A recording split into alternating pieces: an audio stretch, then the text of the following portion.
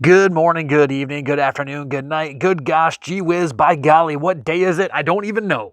Ladies and gentlemen, welcome to the only place that you need to be right now, the Totally Fake Sports Podcast.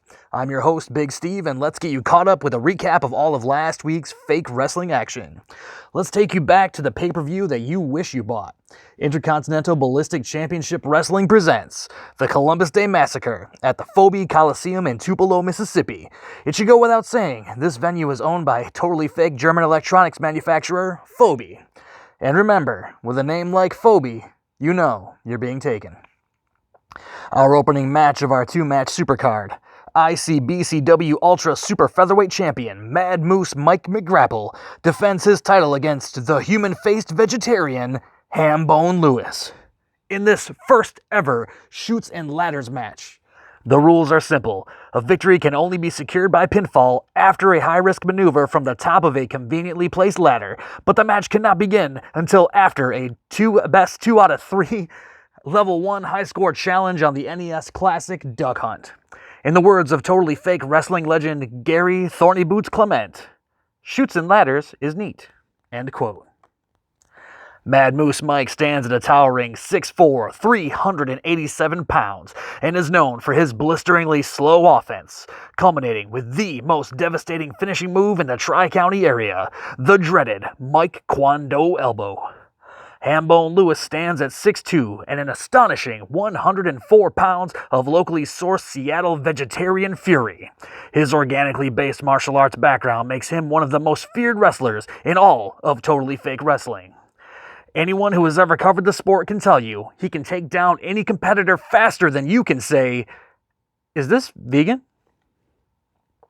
The match began a little late due to a delay caused by a malfunctioning pyrotechnic display at the beginning of Hambone's entrance. Our deepest sympathies to the families of everyone seated in Section 17C and Section 25J through F. They will be truly missed.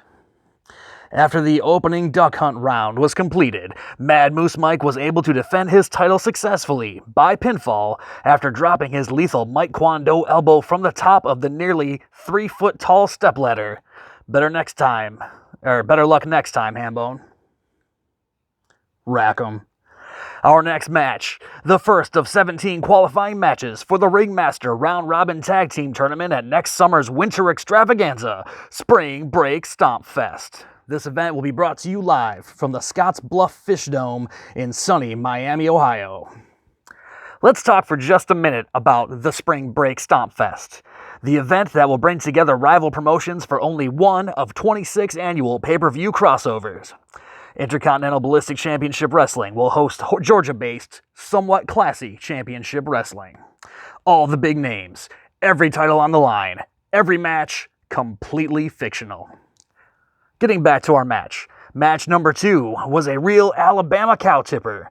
ICBCW Tag Team Champions, the Walking Deadbeats, Pete Moss and Chubby Frailman, taking on challengers, the hottest tag team in all of fake wrestling, the Midnight Rocking Legion of Road Demolishers Foundation, Pork Rinds Hansen and Lukewarm Steve Boston. You're welcome, America. Did we get to see 2 of the best tag teams in all of human history? Yup. Did we get outside interference? Yup, plenty of it. Did we get our parking validated? Absolutely.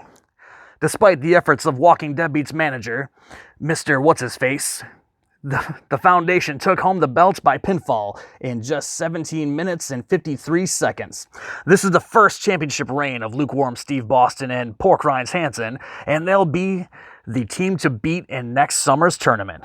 The belts belong to them, but the celebration didn't last long, as Walking Deadbeats manager cut a vicious promo as the show was coming to a close, calling the really long name Foundation a bunch of duty heads.